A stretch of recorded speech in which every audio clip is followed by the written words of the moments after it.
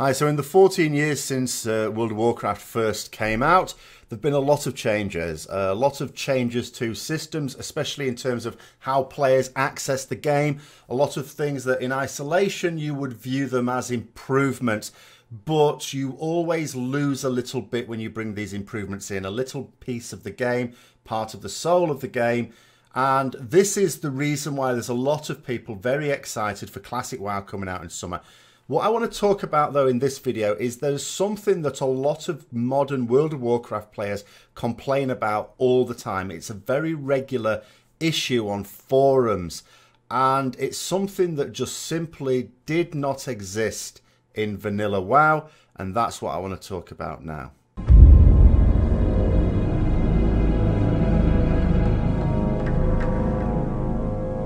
So what is it that I see so many people complain about year after year? It's effectively about engaging with the group endgame content. I'm going to focus on dungeons and raids, PvE content that has been my stock and store while I've been playing World of Warcraft. Now, you see complaints around finding groups for it, and in the behaviour of the groups when they're in those groups. And it doesn't matter whether it's talking about queuing up with looking for dungeon, which is something that came in its modern form in Cataclysm, but has been developed right from TBC.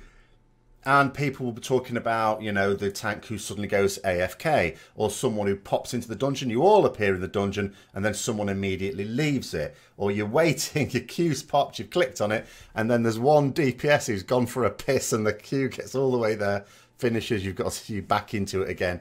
And you're thinking, I hate you so much. It's even worse when it's a tank or a healer, because you know it's very, very likely the queue pops as soon as they hit it. So they've hit the queue and gone for a piss straight away. Or you're part way through a run and someone decides they're just going to up and leave. Or, you know, all these sort of drama issues. With Mythic Plus, you've got the situation now where people are trying to get these groups together. And, you know, people are saying, oh, your Raider IO or Mythic Plus IO, whatever the hell, isn't good enough. And you go, oh, hassle. Or your key, you're sacrificing your key to a pug, and the group's pissing about, not communicating or anything like that. Raids, getting into normal and heroic raids, again, with groups and people asking, you'll see it all the time, oh, they're asking for an unrealistic item level. And the response is always, well, form your own group. The solution to all these problems, all of these problems, has got nothing to do with the tools those people are using. There is a tool that has existed in World of Warcraft from day one, which eliminates all of these problems. And it is a guild. And it does my head in that people will...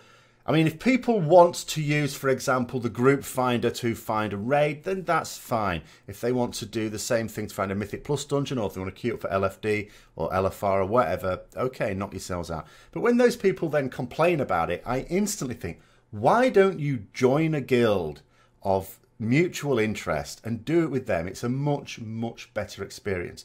But those tools almost encourage people to access the content in that way. It's very dispassionate. It all began, I suppose, with the modern LFD tool, and then at the end of Cataclysm with LFR, going into the idea of going into a group where you don't have to communicate at all. Everyone just plays a solo game. They're just surrounded by other players who have vaguely the same aim, and you just do your own thing.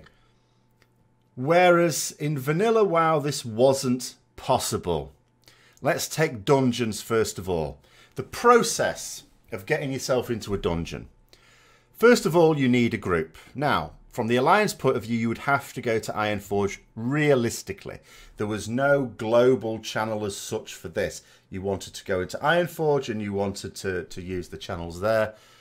And it might take you a while. If you're the person forming the group, it could take quite a long time. A lot of the dungeons at endgame as well, you could raid them. A lot of people would form raids of those dungeons rather than simple 5-mans because they just wanted gear.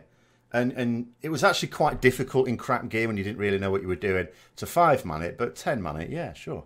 So that was quite common as well. So you'd need to wait for enough people to form the raid. But even if you were doing 5-man, you'd still need to get that group together. It would take a very long time.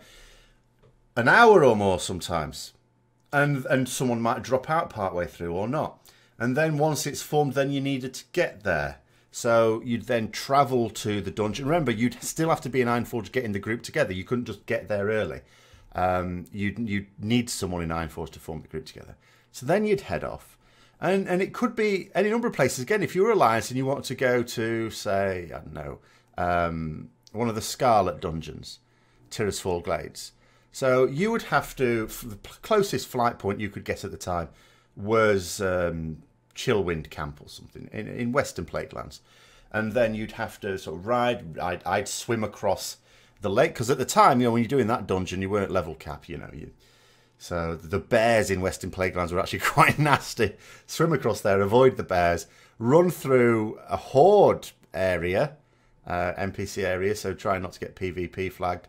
And run all the way, and this might be pre-riding even, run all the way north to get there. So it would take a very long time. Even at level cap, there were still some places that were very out of the way. So Diamol for Alliance would have been very out of the way. I imagine places like the dungeons in Blackrock Mountain were pretty far out of the way for Horde. You know, so they always had these issues as well, so it would take quite a while to get there. And then when you were there was an awful lot of communication required. We didn't, you know, use voice comms, certainly not in a pug. So you'd have to talk, you'd have to discuss things. You couldn't just go, you know, unless you were all brilliantly geared. But if you're brilliantly geared, you were probably in a guild. So you'd have to discuss how you were going to approach each bit of trash, you know, who's going to CC this bit, who's going to grab this bit, and so on. The dungeon run itself would take a very long time. And although you sometimes got arseholes and caused trouble and there was a bit of drama there, it was, in my experience, I know I can only speak from my experience, it was generally fairly low level because it was in everyone's interest that everyone got on. Not only because if someone buggered off, it would be, you'd have a devil of a time trying to find someone else because someone would have to go to Ironforge, find someone else, and then you'd both have to get yourself back there, which wasn't always straightforward, depending on what you had in your party, I suppose. I suppose if you had a mage to teleport them to Ironforge and a warlock to bring them back, it might not be that bad. And you know, so it was, sometimes if someone left, that was it, game over. But even if not, if it was a good group, it could still take quite a long time. You were investing several hours to do a dungeon, potentially, in a pug. Or you could join a guild of people who wanted to do dungeons. People could agree in advance, right, we five are going to do a dungeon, we're going to do it at this time. You'd log on at that time. You could have your character waiting by the dungeon because you all know where you're going. You all know what time you're going. So you could get your character ready there and just pop, you know, log online at the time, 5 minutes before, get yourself into the dungeon, you know, do the dungeon. You might well be on TeamSpeak as well if it's an organised guild. So better communication, all the rest of it. The dungeon experience in a guild, way, way, way above the experience in a pug. And pugs were not the toxic cesspools that they are now. When it came to raiding, it was obvious. I mean, with dungeons, it was a clearly better choice to do it in a guild compared to a pug. In raids, there was no choice about it. You did it in a guild. Towards the end of Vanilla, sure, there were some pugs going, but they were run by the outs of raiders. And, you know, there'd been things like Molten Core and stuff like that. You'd hardly get pugs of Naxxramas going on. So, you know, you'd have to be in quite late to be able to get in as a pug there. So you had a much better time of it as a raider. But earlier on in the World of Warcraft, I was going to call it an expansion then. It's not quite true, is it? The priest expansion. That was the only way to raid. You had to join a raiding guild. A dedicated, organised raiding guild. And that was all there was to it. And so these problems didn't exist. You didn't have people complaining, oh, it takes ages to find dungeon groups. It was like, do it in your guild. And, oh, my God, the behaviour of people in pugs. Do it in your guild. The answer to all these, just as it now is, do it in your guild. It's just that because we didn't have the tools to even approximate the experience. See, these days, you can get yourself into a pug, which might be just as good as a guild run. You might find yourself in a guild run of a normal or heroic, of a mythic raiding outrun, and you manage to get yourself into it, and you breeze through everything, almost like it's LFR, except now you're doing heroic. You know, so you can sometimes get the odd positive experience. Whereas then, there was zero chance of it. If you were pugging, even with a good group, if you were pugging It was a way less efficient process than in a guild. And for me, although there are things I miss about Vanilla WoW, and it was almost like sometimes they throw out the baby with the bathwater. But the bathwater did need throwing out. They did make improvements. For me, that's the one issue that I think Vanilla WoW got very, very right. And the game is poorer for the loss of that. The fact that it is no longer in your face obvious that doing group content with a guild is the clear way to go. And I'm just going to leave you with one little thing. I was watching a video this weekend by a YouTuber. This was for Elder Scrolls Online, but it can equally apply to World of Warcraft. And they were complaining about the fact that in PvP, like World PvP there, that they weren't able to play on their own, that they had to find a group to be able to compete. And for me, that blew my mind. The idea that someone would complain that they couldn't solo content, where they couldn't effectively solo against lots of other players, that they needed allies to be able to engage in that content, was mind-blowing for me. I couldn't understand the level of stupid. But we nonetheless, on a less profound level, get the same thing. People do not appreciate that when you're doing group content, you're effectively talking about teamwork.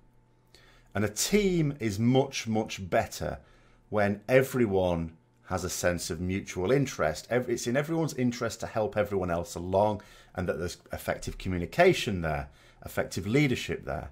And the whole experience will be way, way better. But people just don't make that connection. But anyway, let me know what you think in the comments below. Hope you enjoyed the video. If you did, don't forget to click the like button, subscribe for further content, share with other people who might also be interested. Now, until next time, I'll see you later.